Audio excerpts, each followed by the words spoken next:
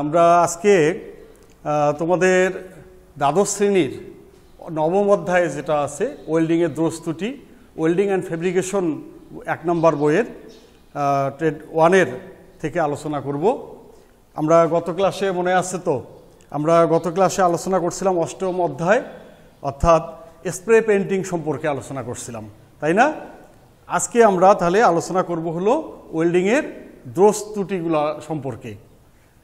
আজকে ভালো করে খেয়াল করো, আমরা আজকে এই অধ্যায়টা যদি ভালো করে তোমরা ফলো করো আমার কথাগুলো এবং পাশাপাশি বই দেখো, তাহলে আমরা এই অধ্যায় শেষে এই জিনিসগুলো জানতে পারবো কি কি, যে ওয়েল্ডিংয়ের দোষ ত্রুটি শনাক্ত করতে পারবো। অর্থাৎ এই আলোচনা করার পরে তোমরা জানতে পারবা যে ওয়েল্ডিংয়ে কী ধরনের ত্রুটিগুলো হয়, সেগুলো আমরা জানবো। 2 নম্বরে জানবো হলো ওয়েল্ডিংয়ের দোষ ত্রুটির কারণগুলো জানতে পারবো, কি কি কারণে ওয়েল্ডিংয়ের এই ত্রুটিগুলো হয়। 3 নম্বরে আমরা আরও জানবো যে এই ওয়েল্ডিংয়ের দোষ ত্রুটির প্রতিরোধ ব্যবস্থা, অর্থাৎ কি ব্যবস্থাদি গ্রহণ করলে ওয়েল্ডিংয়ের এই যে ত্রুটিগুলো হয় সেগুলো আমরা এড়িয়ে চলতে পারবো বা যাতে না হয় সেই ব্যবস্থায়। এবং সর্বশেষ এর সীমাবদ্ধতা, ত্রুটিগুলোর সীমাবদ্ধতা সম্পর্কে আমরা জানতে পারবো। তাহলে আমরা আজকে এখন ক্লাসে চলে যাই। একটু ভালো করে মনোযোগ করে, এটা অত্যন্ত গুরুত্বপূর্ণ একটি অধ্যায় ওয়েল্ডিংয়ের জন্য, কারণ যে এটা দোষ ত্রুটি, দোষ ত্রুটিগুলো বলতে আমরা কি বুঝি সাধারণত, যে অনাকাঙ্ক্ষিত বা অপ্রত্যাশিত ওয়েল্ডিং করার সময় বা ওয়েল্ডিং করার পর কার্যবস্তুতে যে বিষয়গুলো, যে ত্রুটিগুলো আমরা চাই না বা অনাকাঙ্ক্ষিতভাবে তৈরি হয়ে যায়, সেগুলোকে আমরা বলি হলো ওয়েল্ডিংয়ের দোষ বা ডিফেক্ট অফ ওয়েল্ডিং। তাহলে আমরা এখন প্রথমে জানবো যে ওয়েল্ডিংয়ের ত্রুটি শনাক্ত।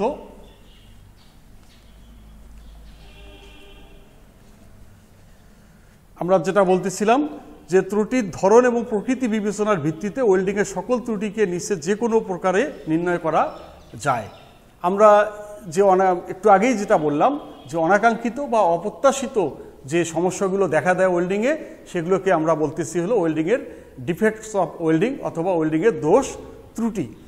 সেই ত্রুটিগুলোকে আমরা সাধারণত 3টা ভাবে আমরা শনাক্ত করতে পারি। একটা হচ্ছে চাক্ষুষ পরীক্ষা পদ্ধতি, চাক্ষুষ পরীক্ষা পদ্ধতি। 2 নম্বরে আমরা বলবো হলো একটা ধ্বংসাত্মক পরীক্ষা পদ্ধতি বা ডিস্ট্রাকটিভ টেস্ট। আর 3 নম্বরে আরেকটা আছে অধ্বংসাত্মক পরীক্ষা পদ্ধতি বা নন ডিস্ট্রাকটিভ টেস্ট। সাধারণত এই 3টে উপায়ে ওয়েল্ডিংয়ের যে ত্রুটিগুলো হয় বা দোষগুলো হয় সেগুলো আমরা শনাক্ত করতে পারি। তা আমি একটু আলোচনা করি চাক্ষুষ পরীক্ষা পদ্ধতি কোনটা। হ্যাঁ, তোমরা ভালো বলছো যে বিষয়গুলো, যে ত্রুটিগুলো আমরা সাধারণত একজন ওয়েল্ডার অথবা এক্সপার্ট যারা থাকে তারা চোখে দেখেই যে ত্রুটিগুলো শনাক্ত করতে পারে, সেগুলোকে আমরা বলি হলো চাক্ষুষ পরীক্ষা পদ্ধতি। হ্যাঁ, যে খালি চোখে দেখেই যে ওয়েল্ডিংটা বাঁকা হয়েছে, কোথাও উঁচু হয়েছে, নিচু হয়েছে, কেটে গেছে, এরকম বিষয়গুলোকে আমরা বলতেছি চাক্ষুষ পরীক্ষা পদ্ধতি। তারপরে 2 নম্বরে কি বলছি, ধ্বংসাত্মক পরীক্ষা পদ্ধতি। ধ্বংসাত্মক কোনটা বলছি আমরা, যে পরীক্ষাগুলোর মাধ্যমে জোড়া স্থান বা কার্যবস্তু বা স্পেসিমেনকে আমরা নষ্ট করে ফেলি। অর্থাৎ ওয়েল্ডিংয়ের যে কার্যবস্তুটা হয় জোড়ার ভিতরে কোনো ত্রুটি থাকে কিনা সেটা আমরা বিভিন্ন পরীক্ষার মাধ্যমে আমরা সেটা পরীক্ষা করে জানতে পারি। এবং এই পরীক্ষাতে কি হয়, যে কার্যবস্তুটা নষ্ট হয়ে যায়, এজন্যে এর নাম হচ্ছে ধ্বংসাত্মক পরীক্ষা পদ্ধতি। আর 3 নম্বরে যেটা বলছিলাম অধ্বংসাত্মক পরীক্ষা পদ্ধতি বা নন ডিস্ট্রাকটিভ টেস্ট। অর্থাৎ ওয়েল্ডিংয়ের মধ্যে কোনো ত্রুটি বা ডিফেক্টস আছে কিনা সেটা যখন আমরা কোনো পরীক্ষার মাধ্যমে সম্পন্ন করি, কিন্তু কার্যবস্তুকে বা স্পেসিমেনকে বা ওয়েল্ডিং জোড়াটাকে আমরা কোনো রকম ক্ষতি সাধন না করেই যে ত্রুটিটা নির্ণয় করতে পারি, সেই পরীক্ষাগুলোকে বলতেছি আমরা অধ্বংসাত্মক বা নন ডিস্ট্রাকটিভ টেস্ট। তাহলে আমরা জানলাম কয়টা পদ্ধতি? হ্যাঁ, 3টা। 1 নম্বরে কি বলছি, চাক্ষুষ পরীক্ষা পদ্ধতি, 2 নম্বরে ধ্বংসাত্মক, 3 নম্বরে অধ্বংসাত্মক। এখন আমরা জানব যে ওয়েল্ডিংয়ের দোষগুলো সাধারণত কি কি ত্রুটিগুলো হয়, কমনলি যেগুলো হয় সেগুলো একটু আমি লিখে দিচ্ছি, তোমরা একটু খেয়াল করো। 1 নম্বরে যদি আমরা বলি বিকৃতি, 2 ধাতু মল অন্তর্ভুক্তি,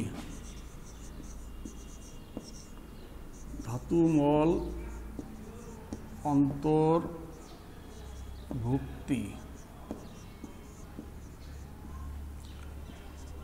3 নম্বরে আন্ডারকাট,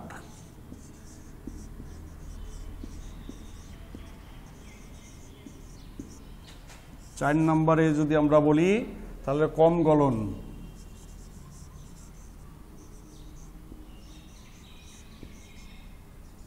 5 নম্বরে যদি বলি মাত্রাতিরিক্ত পেনিট্রেশন,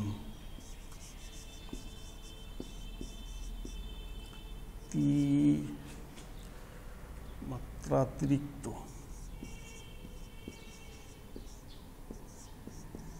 পেনিট্রেশন।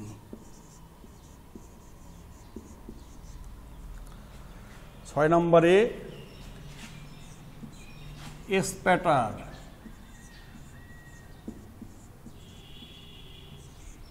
7 নম্বর যদি বলি আমরা কম গলন,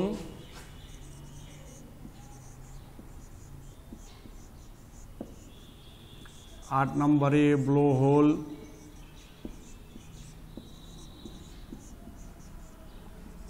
9 নম্বরে পুড়ে ছেদ হওয়া, পুড়ে যাওয়া,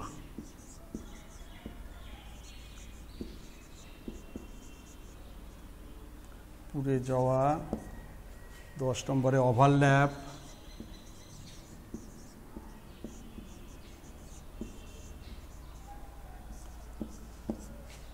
11 ফাটল ছিদ্রময়তা।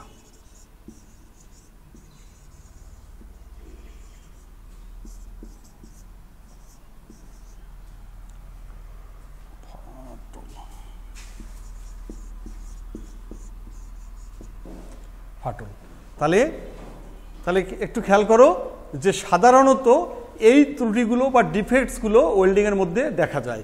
কি কি?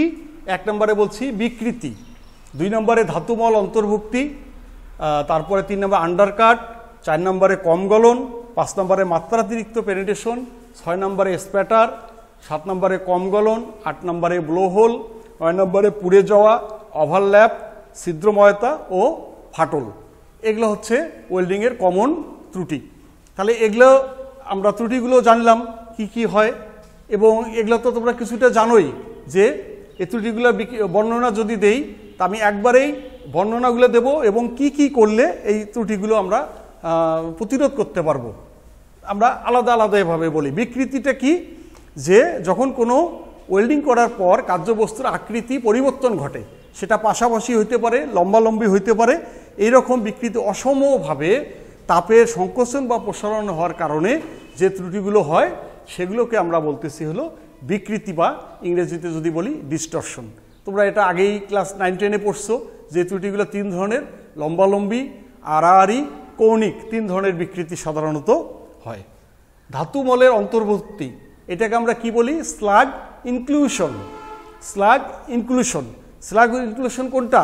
যখন কার্যবস্তুর মধ্যে ওয়েল্ডিং করার পর জমাট বাঁধার সময় তার ভিতরে কোনো ধাতুর যে স্লাগটা তৈরি হয়, যে মলটা তৈরি হয়, সেটা যদি ওর ভিতরে আটকে যায়, অর্থাৎ বাহির হয়ে আসার কথা স্লাগ হিসেবে না হয়ে ভিতরে আটকে যায়, এই ত্রুটিটাকে আমরা বলতেছি হলো ধাতুমলের অন্তর্ভুক্তি। 3 নম্বর আন্ডারকাট, এটা সবাই চেনো, তোমরা প্রথম দিকে প্র্যাকটিক্যাল করার সময় অনেকেরই হয়ে গেছিলো। কী হয়েছিল? অতিরিক্ত উত্তাপের ফলে যে ত্রুটি, ওয়েল্ডের গতি ফলে মূল ধাতুর পার্শ্বদেশ বা ওয়েল্ড কেটে গিয়ে অসমকর্তন হয়। অর্থাৎ যে জায়গাটা আমরা জোড়া করতে যাচ্ছি, আমরা যদি মনে করি যে এরকম একটা জায়গায় জোড়া দিচ্ছি, এখানে তাপের বেশি কারণে এরকম বেশি করে কেটে চলে গেল নিচে, দাগের বাইরেও যখন চলে যায়, সেটাকে তখন আমরা বলতেছি হলো আন্ডারকাট। তারপরে কি বলছি? কম গলন বা পুওর পেনিট্রেশন বলতেছি। কম গলন কোনটা? আমরা জানি পেনিট্রেশন ওয়েল্ডিংয়ের একটা অত্যন্ত গুরুত্বপূর্ণ বিষয়, যে পেনিট্রেশন ভালো যদি না হয় তাহলে জোড়াটা অটোমেটিকলি বাতিল হয়ে যাবে। অর্থাৎ যে পরিমাণ মেটাল গলার কথা তার থেকে যদি কম গলে, অপর্যাপ্তভাবে মেটালের অনুপ্রবেশ হয়, তাহলেই সেটাকে আমরা বলতেছি অসম্পূর্ণ পেনিট্রেশন বা কম পেনিট্রেশন। আর মাত্রাতিরিক্ত পেনিট্রেশন কোনটা? ঠিক এর বিপরীতটা, ঠিক কম গলনের বিপরীতটা। অর্থাৎ যদি বেশি পরিমাণে গলে যায়, অর্থাৎ এই যে কার্যবস্তু ইলেকট্রোড বা ফিলার মেটাল যদি বেশি পরিমাণে গলে গিয়ে ভিতরে আলাদাভাবে জমাট বাঁধে, সেটাকে আমরা বলতেছি হলো মাত্রাতিরিক্ত পেনিট্রেশন। অর্থাৎ জোরের রুটের মধ্যে মাত্রাতিরিক্ত ধাতু জমানোই অতিরিক্ত পেনিট্রেশনের লক্ষণ। এটা কি হয়, পেনিট্রেশন জোরের বিকৃতি বেশি হয়, খরচ বেশি হয়, পাইপ ওয়েল্ডিংয়ের ভিতরে ব্যাস হ্রাস পায়। অর্থাৎ যদি বেশি পুড়ে যায়, আমার যদি এরকম গোলাকার পাইপের মধ্যে এরকম যদি বাতি হয়ে যায়, তাহলে ব্যাসটা কমে যায়। এটা হচ্ছে হলো মাত্রাতিরিক্ত পেনিট্রেশন। এরপরে স্প্যাটার। স্প্যাটার তো কমন, কি মনে পড়ছে সবারই, যে তোমরা প্র্যাকটিক্যাল যখন করতেছিলা এই ত্রুটিটা কমনলি হয়। স্প্যাটারটা কি, যে কার্যবস্তু বা ইলেকট্রোডের অধিক উত্তপ্ত আর্ক কিংবা তাপের তারতম্যের কারণে, অর্থাৎ খুব বেশি হিট যদি হয় তাহলে তারতম্যের হেতু হিসেবে গলিত ধাতু সম্পূর্ণভাবে নির্দিষ্ট স্থানে জমা না হয়ে কি করে ছটায় মানে দূরে দূরে ছিটায় পড়ে, যেটা আমরা যেটা বলি ছিটকে যাওয়া, ছিটকে গিয়ে বিভিন্ন জায়গায় যে বিক্ষিপ্তভাবে পড়ে, এটাকে বলতেছি আমরা স্প্যাটার। এই যে তোমরা জানোই যে ওয়েল্ডিংয়ের এরকম একটা প্লেট আছে, ওয়েল্ডিং করতেছি, এই প্লেটের মধ্যে এরকম করে ছিটকে যে আমরা ছোট ছোট জিনিসগুলো দেখতে পাই, সেগুলাকে বলতেছি আমরা হলো স্প্যাটার। তারপরে কি বলছি, কম গলন। কম গলনটা কি, ল্যাক অফ ফিউশন। ইংরেজিতে যদি আমরা বলি সেটা হচ্ছে ল্যাক অফ ফিউশন, অর্থাৎ মূল ধাতু ওয়েল মেটালের সঙ্গে সম্পূর্ণভাবে মিশ্রণের অভাবকেই কম গলন বলি। অর্থাৎ মূল ধাতু মেটালের সঙ্গে, ওয়েল মেটালের সাথে, অর্থাৎ আমরা যেটা জোড়া দেব, যেটা গলবে, সেটা যদি পুরোপুরি না গলে যায়, না গলে, তাহলে জোরটা কি হবে, অত্যন্ত হালকা দুর্বল জোর হবে। সেই ত্রুটিটাকে বলতেছি আমরা কম গলন। আর এরপরে কি আছে, ব্লো হোল। ব্লো মানে কি, বাতাস, হোল মানে গর্ত, অর্থাৎ বাতাসজনিত কারণের যে গর্তটা হয় সেটাকে আমরা বলতেছি ব্লো হোল। আমি এটা বলার সঙ্গে আরেকটা জিনিসকে তোমাদের মিলাই দেই। আরেকটা দেখো 11 নম্বরে আছে ছিদ্রময়তা, যেটাকে ইংরেজিতে আমরা বলি পুরোসিটি। এই ব্লো হোল এবং ছিদ্রময়তা প্রায় কাছাকাছি বিষয়, একই রকম সমস্যা। একটু খেয়াল করো তোমাদের যাতে এটা গুলায় না যায়, এর জন্য এটা একটু ভালো করে খেয়াল করতে হবে। ব্লো হোলটা হচ্ছে যে বাতাস আটকে গিয়ে কার্যবস্তুর মধ্যে যদি ছোট ছোট ফাঁপা হয় বা ছিদ্রের মতো হয়ে যায়, সেটাকে আমরা বলতেছি ব্লো হোল। তবে এখানে যে কথাটা ইম্পর্টেন্ট, এইটা ব্লো হোল তখনই আমরা বলবো যখন এর এই ছিদ্রগুলোর ব্যাস হবে 2 থেকে 3 মিলিমিটার। 2 থেকে 3 মিলিমিটার যদি বাতাস আটকে গ্যাপ থাকে, সেটাকে আমরা বলবো ব্লো হোল। আর ছিদ্রময়তাটা এর থেকে কম, এর থেকে যখন কম হবে তখন সেটাকে আমরা বলবো হলো ছিদ্রময়তা। অর্থাৎ 2 থেকে 3 মিলিমিটার বাতাসের ব্যাসের আকৃতির যদি কোনো গর্ত সৃষ্টি হয়, তখন সেটাকে আমরা বলবো হলো ব্লো হোল। তারপরে কি বলছি, পুড়ে যাওয়া। এটাকে ইংরেজিতে বলা হয় হলো বার্ন থ্রো। অর্থাৎ এই যে আন্ডারকাটের মতোই অনেকটা পুড়ে যাওয়াটাও ত্রুটি একটা, যে অতিরিক্ত পেনিট্রেশনের জন্য জোরের স্থানে গর্ত হয়ে যায়, ফলে কি হয়, গলিত ধাতু জোরের স্থানে জমা না হয়ে বাহিরে পড়ে যায়। অর্থাৎ বেশি পরিমাণে গলে জোড়ার স্থান থেকে সরে নিচের যখন গলে পড়ে যায়, এবং এর আকৃতিটাও দেখবা যে একটা পুরাটে তামাটে, মানে আকৃতিটা, কালারটা স্বাভাবিক যে কালার হয় ওয়েল্ডিংয়ের পর, তার থেকে একটু তামাটে কালার আসবে, সেটাকে আমরা বলবো হলো পুড়ে যাওয়া। 10 নম্বরটা কি বলছি, ওভারল্যাপ। ল্যাপ মানে কি, একটার উপরে যখন আরেকটা বিট টানি। ওভার মানে যখন এটা অতিরিক্ত হয়ে যায়। অর্থাৎ এটা কখন আমরা বলবো, যে মানে ফিলার মেটালটা না গলে, কার্যবস্তু না গলে শুধু ফিলার মেটালটা গলায় গলায় উপরে বারবার করে বিট টানা হয় যদি, সেক্ষেত্রে আমরা এটাকে বলবো হলো ওভারল্যাপ। যদি আমরা আরও ভালো করে বলি, যে বেস মেটালটা সম্পূর্ণ না গলে অতিরিক্ত ওয়েল্ড ধাতু এর উপর জমে থাকলে ওভারল্যাপের সৃষ্টি হয়, জোড়াস্থান আশানুরূপ শক্তি সম্পন্ন হয় না। এদিকে বাইরে থেকে মনে হবে যে জোড়া বেশ সুন্দর আছে, কিন্তু ভিতরে মেটালটা গলে যায়নি, তখন সেটাকে আমরা বলবো হলো ওভারল্যাপ। ছিদ্রময়তা, এটা বলছি যে আর্দ্রতা, ইলেকট্রোডের আবরণে আর্দ্রতা, ইলেকট্রোড ও মূলধাতুর গুণাগুণের পার্থক্যের একাধিক কারণে ওয়েল মেটালে অসংখ্য ছিদ্র দেখা দেয়। এই ছিদ্র থাকাটাকেই বলতেছি আমরা পুরোসিটি বা ছিদ্রময়তা। আমি আবারও বলছি, ব্লোহোল ছিদ্রময়তা প্রায় কাছাকাছি। ব্লোহোল হলো যখন 2 থেকে 3 মিলিমিটার ব্যাসের ছিদ্র হবে তখন আমরা বলবো ব্লোহোল, আর যখন তার থেকে কম হবে তখন বলবো আমরা ছিদ্রময়তা। সর্বশেষ যেটা হচ্ছে ফাটল, অর্থাৎ ফিলার মেটাল এবং মূল ধাতুর গুণাগুণের মধ্যে পার্থক্য থাকলে অনিয়ন্ত্রিত কারেন্ট প্রবাহে ওয়েল্ডিং করার পর ওয়েল মেটাল কিংবা তাপ প্রবাহিত জোনে অর্থাৎ হিট এফেক্টেড জোন বা উভয় অংশে ফাটল হতে পারে। ফাটলগুলো যা খালি চোখে দেখা যায় তাকে বলা হয় মাইক্রো ক্র্যাকিং, আর যেটা খালি চোখে দেখা যায় না সেটা বলা হয় ম্যাক্রো ক্র্যাকিং। তাহলে এই কারণগুলো অসম তাপের কারণে যে ফাটল ওয়েল্ডিং করার পর জোড়া স্থানে যদি কোনো ফাটল দেখা যায় সেটাকে আমরা বলতেছি হলো ফাটল। তাহলে আমরা যে ত্রুটিগুলো হয় ওয়েল্ডিংয়ের সেই ত্রুটিগুলো জানলাম এবং এগুলোর বর্ণনাটা আমরা জানলাম। এখন আমরা আলোচনা করব যে কোন ত্রুটিগুলো কিভাবে প্রতিরোধ করা যায়, অর্থাৎ কি ব্যবস্থাদি গ্রহণ করলে আমাদের ওয়েল্ডিংয়ের এই ত্রুটিগুলো আর আসবে না, বা এই অনাকাঙ্ক্ষিত বা অপ্রত্যাশিত যে দোষগুলো আছে সেগুলোকে আমরা প্রতিরোধ করতে পারবো।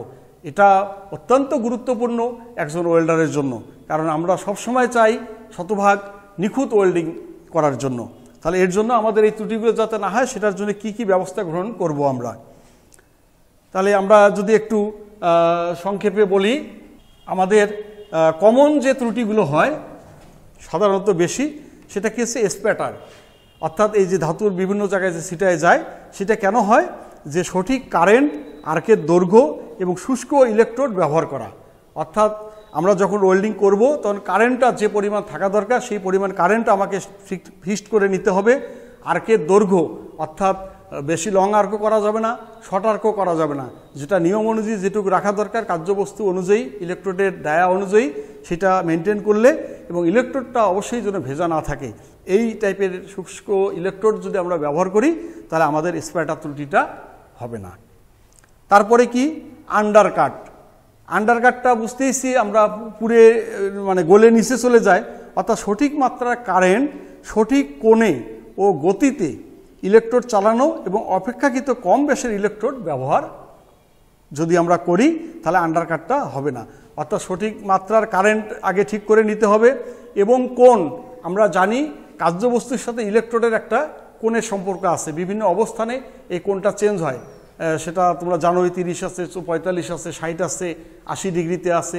এইটাকে অ্যাকুরেট করতে হবে এবং গতিটাকে নিয়ন্ত্রণ করতে হবে। ইলেকট্রোডটা যে আমরা পরিচালনা করব তার যে গতিটা, এটাকেও সঠিক গতিতে পরিচালনা করতে হবে, তাহলেই আমাদের এই আন্ডারকাটটা হবে না।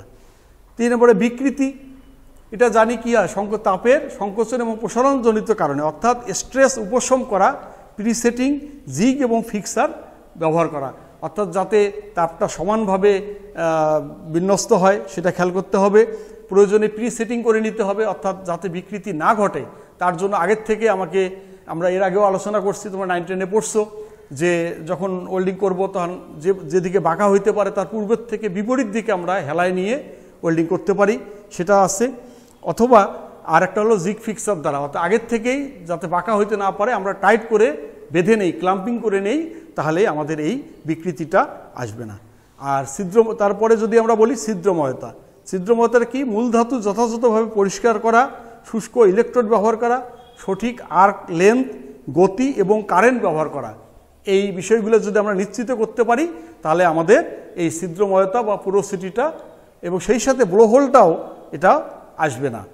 আর ব্লোহোলের জন্য কি বলা হয়েছে, সঠিক আর্ক লেন্থ এবং শুষ্ক ইলেকট্রোড, অর্থাৎ ড্যাম ইলেকট্রোড বা আর্দ্রতাযুক্ত ইলেকট্রোড আমাদেরকে পরিহার করতে হবে, তাহলে আমাদের এই ব্লোহোল এবং ছিদ্রময়তা থেকে অনেকটা নিষ্কৃতি পাবো আমরা। ওভারল্যাপটা কি, মূল ধাতু যথাযথভাবে পরিষ্কার করে নিতে হবে। আমরা অনেক সময় কার্যবস্তু ভালো মতো পরিষ্কার করি না, আমরা কার্যবস্তুকে অবশ্যই উত্তম রূপে, কথাটা বলা হয় উত্তম রূপে পরিষ্কার করে নিতে হবে, তাহলে কি হবে, এবং সঠিক কারেন্ট, সঠিক ইলেকট্রোড এবং সঠিক গতি, স্থিতিশীল ছোট আর্ক লেন্থ ব্যবহার করে যদি কাজ করতে পারি, আমরা নিশ্চিত করতে পারি, তাহলে আমাদের এই ওভারল্যাপ ত্রুটিটা আসবে না। এরপরে আছে সর্বশেষ যদি আমরা বলি ফাটল, সঠিক সাইজের ইলেকট্রোড ব্যবহার করা এবং সঠিক তাপমাত্রায় ওয়েল্ডিংয়ের সঠিক পর্যায়ক্রম বজায় রাখা যদি আমরা নিশ্চিত করতে পারি তাহলে আমাদের ফাটল ত্রুটিটা হবে না। তো শিক্ষার্থী বন্ধুরা, আমরা আজকে যে ওয়েল্ডিংয়ের ত্রুটিগুলো কি সেটা আমরা জানলাম, সে ত্রুটিগুলো সাধারণত কী কী ত্রুটি সেটা জানলাম, এবং সর্বশেষ যেটা আলোচনা করা হলো যে এই ত্রুটিগুলো কিভাবে আমরা প্রতিরোধ করতে পারি সে বিষয়গুলোও আমরা জানতে পারলাম। এখন আছে হলো ওয়েল্ডিংয়ের সীমাবদ্ধতা, এই দোষ ত্রুটির সীমাবদ্ধতা। তোমরা জানো যে আমরা সাধারণত ব্যবহারিক বা বাসাবাড়িতে আসবাবপত্রের ক্ষেত্রে যে সকল এখন ব্যাপক ওয়েল্ডিংয়ের জিনিসপত্র ব্যবহার করা হয়, বিশেষ করে জানালা, গ্রিল, স্টিলের দরজা, জানালা, শাটার যেগুলো ব্যবহার করি, এখানে যে ত্রুটিগুলো হয়, আমরা যে ত্রুটিগুলো বললাম, সেই ত্রুটিগুলো যদি থাকে তাহলেও সেক্ষেত্রে অনেক ক্ষেত্রে ব্যবহার উপযোগী হয়। কিন্তু আমাদের বিশেষ করে জাহাজ শিল্প, উড়োজাহাজ শিল্প এবং পাইপ যেখানে কেমিক্যাল ট্রান্সফার করা হয়, এই সকল ক্ষেত্রে কোনো রকম ত্রুটি কিন্তু গ্রহণযোগ্য করা যায় না। এই জন্যই আমি কোন জবটা করতেছি, আমার যে প্রোডাক্টটা তৈরি করতেছি, ওয়েল্ডিং করতেছি, সেটা কোথায় ব্যবহৃত হবে সেটা নিশ্চিত বুঝে জেনে সেই অনুযায়ী এর ত্রুটিগুলো কোনটা রাখা যাবে যাবে না। আমরা অবশ্যই চেষ্টা করব কোনো ত্রুটিবিহীন জোড়া তৈরি করতে। তাহলে এই হলো এর সীমাবদ্ধতা। তাহলে আমরা আজকে যেটা জানলাম অত্যন্ত একটা গুরুত্বপূর্ণ বিষয় যে ওয়েল্ডিংয়ের দোষ এবং ত্রুটি। তাহলে তোমরা যদি এটা ভালো করে জানো এবং আত্মস্থ করো, একজন ওয়েল্ডারের জন্য এই বিষয়গুলো অত্যন্ত গুরুত্বপূর্ণ। আমি যতই ভালো কাজ জানি না কেন, কিন্তু আমার জবের মধ্যে যদি এই যে 10টা 11টা 12টা ত্রুটি আলোচনা করলাম তার কোনো একটা ত্রুটি থেকে যায়, তাহলে সেক্ষেত্রে কিন্তু আমরা সেই ওয়েল্ডিংটা গ্রহণযোগ্য হবে না। তাহলে আমরা যদি এই বিষয়গুলো জেনে কাজের মধ্যে নিশ্চিত করতে পারি, তাহলে আমরা ব্যবহারিক জীবনে, বাস্তব জীবনে একজন ওয়েল্ডার হিসেবে অত্যন্ত ভালো মানের কাজ আমরা করতে পারবো। এবং তোমরা জানো যে দক্ষ ওয়েল্ডারের বাংলাদেশ থেকে শুরু করে সারা বিশ্বে ব্যাপক এর চাহিদা আছে। অতএব এই জিনিসটা অত্যন্ত আত্মস্থ করার চেষ্টা করবা, যাতে কিভাবে এই প্রতিরোধ ব্যবস্থাগুলো করা যায়, ত্রুটিগুলো যাতে না আসে সেটা আমরা নিশ্চিত করব। ধন্যবাদ সকলকে।